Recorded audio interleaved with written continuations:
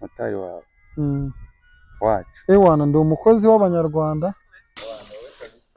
Yego rata, asante sana. Bantu ba YouTube muraho neza?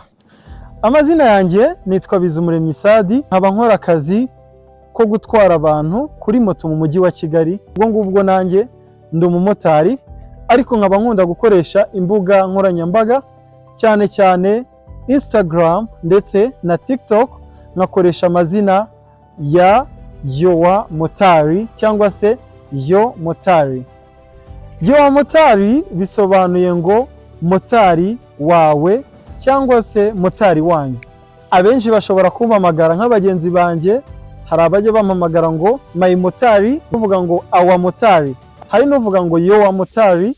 Abo ngabo bose baba bavuze ibiri byo. Wavuga ngo motari wanjye, motari wacu cyangwa se motari wanyu, n'ubundi byose ni izina ryanjye.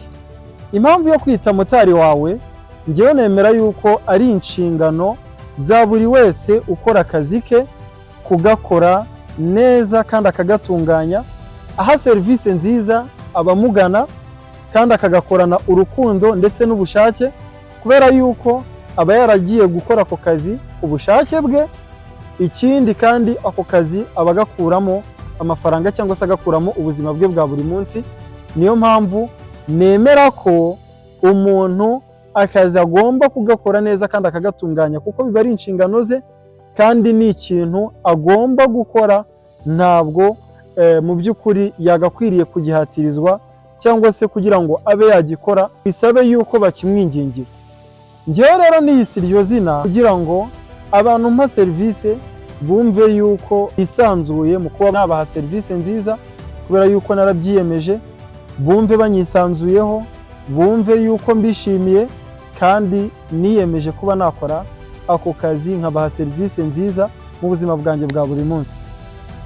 Mu mezi abiri ashize nibwo naje ku mbuga nkoranyambaga nje kuzikoresha kugira ngo menyeshe abantu akazi nakoraga, cyane yuko niyumvishaga yuko mu by'ukuri bazampa support, bakama ubufasha, haba harimo kumpa akazi, haba harimo gushyigikira ibyo nkora, kandi nizeraga yuko wenda n'ibyo nzaba ndimo ndakora hari igihe byazabera nk'isomo bagenzi banjye b'urubyiruko, kubera yuko nanone nemeraga yuko akazi kose umuntu ashaka gukora kamwinjiriza atagakwiriye kugasuzugura, ahubwo yagakwiriye kugakora neza kandi akishimiye. Icyo gihe nakoze video, Abanyarwanda barazishima ndetse n'abandi bantu batandukanye. Mu by'ukuri ibyo nari niteze njye nabonye ibirenzeho, kubera yuko numvaga yuko wenda video nzakora zizaribwa n'abantu nk'igihumbi bikarikiraho, ariko nabonye ko abantu benshi babishimye ndetse banyereka yuko banshyigikiye muri ibyo ngibyo nakoraga. Icyo gihe mu by'ukuri byaranshimishije cyane. Nabonye yuko iyo ukoze ikintu ugikunze, Imana igufasha n'abantu nabo bakaba babikunda kandi bakagushyigikira. Ni naho nakuye indi ntego yo kuvuga ngo niba nkora ibintu byiza umuntu umwe babiri bakabishima, kubera iki ntabishishikariza bagenzi banjye b'urubyiruko, bagenzi banjye b'abamotari ndetse n'abandi bantu muri rusange bagenda bareba video zanjye nkora. Ayo mashusho nayakoraga mu rurimi rw'Icyongereza. Mu by'ukuri abantu barayishimiye, ariko urumva harimo bamwe muri babandi batumva Icyongereza bacikwaga n'ubutumwa twatangaga. Niho rero twakuye igitekerezo turavuga tuti, niba ibyo dukora abantu babishima, ese ni gute twagerageza ngo ubu butumwa bugere ku bantu benshi? Mu by'ukuri urumva harimo bamwe batabashaga kumva ururimi rw'Icyongereza, kubera yuko birashoboka yuko dushaka kubona abamotari wenda bashaka kuba bumva izindi ndimi, ariko wenda Icyongereza batacyumva bihagije, ugasanga ubutumwa dutanga wenda burabacitse. Cyangwa se hakaba ari n'abandi bantu wenda bize mu zindi systeme nko mu Gifaransa cyangwa se mu zindi ndimi, ugasanga harimo ubutumwa batabashije kumva. Niho rero twakuye igitekerezo cyo kuvuga ngo ni gute dushobora gutanga ubutumwa no mu Kinyarwanda kugira ngo babandi bisanga mu rurimi rw'Ikinyarwanda cyane babashe kuba bakumva ibyo tubagezaho, ariko tukayasakaza tuvuga mu rurimi rw'Ikinyarwanda hanyuma ku rubuga rwa Instagram ndetse na TikTok tugakomeza tuvuga ururimi rw'icyongereza kugira ngo ba bandi bose bisanga mu rurimi rw'ikinyarwanda babashe kuba babona ibitekerezo tugenda dusakaza.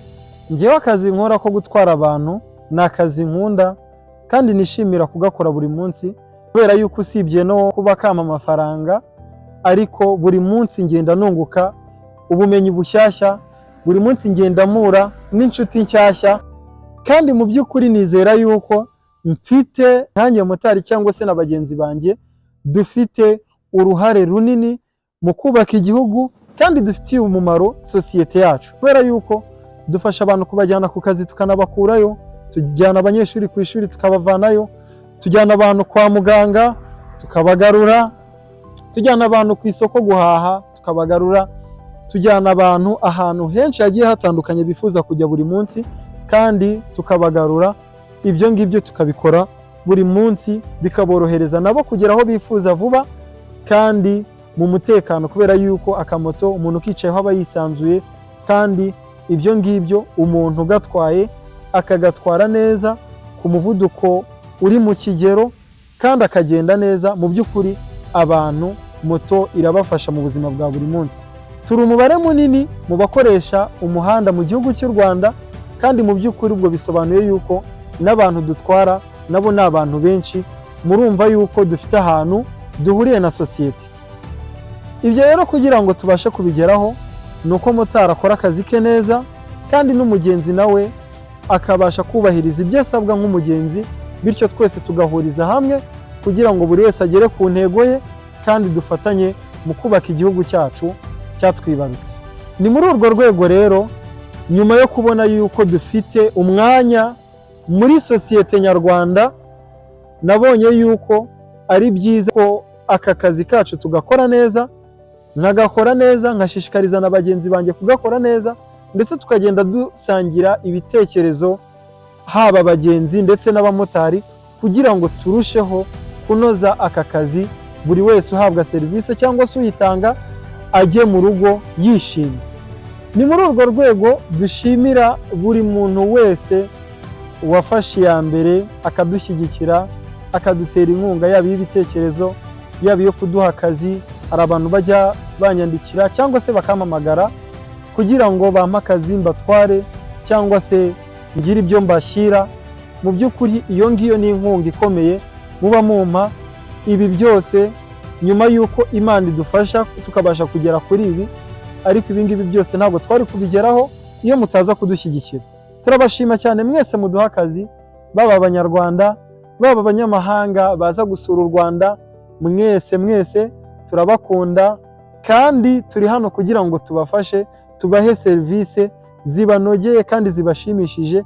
Twarabyiyemeje kandi tuzakomeza kugerageza uko dushoboye kose ngo tubishyire mu bikorwa. Ibi byose byiza tubasha kugerageza kugeraho ndetse n'ibindi twifuza kugeraho, ntabwo twabigeraho hatabayeho ubufatanye hagati yacu ndetse namwe. Ni nayo mpamvu tubasaba cyane yuko mwakomeza kudushyigikira, mukatwereka ko muri kumwe natwe. Ibyo dusakaza mukabisangiza inshuti zanyu, ari byo twita gukora share, mugakora like, mugakora subscribe ku rubuga rwacu rwa YouTube ndetse na follow ku zindi mbuga dukoresha, ndetse n'abakomeza kuduha ibitekerezo n'ibindi byose bigiye bitandukanye. Mu by'ukuri turabashimye cyane kandi turabasaba yuko mwakomeza kudushyigikira. Ndibutsa bagenzi banjye b'abamotari ndetse n'abandi bose bafite ibyo bakora bigiye bitandukanye yuko akazi kose umuntu yaba akora, iyo agakoranye urukundo ndetse akagakora kinyamwuga, mu by'ukuri gashobora kumugeza ahantu kure heza kandi hashoboka. Niyo mpamvu mbasaba ngo dukore akazi kacu tugakunze kandi tugakore kinyamwuga. Murakoze cyane, ndabashimye. Imana ibahe umugisha. Mukore subscribe, mukore follow, muduhe comments ndetse musangize inshuti zanyu. Ndabakunda cyane.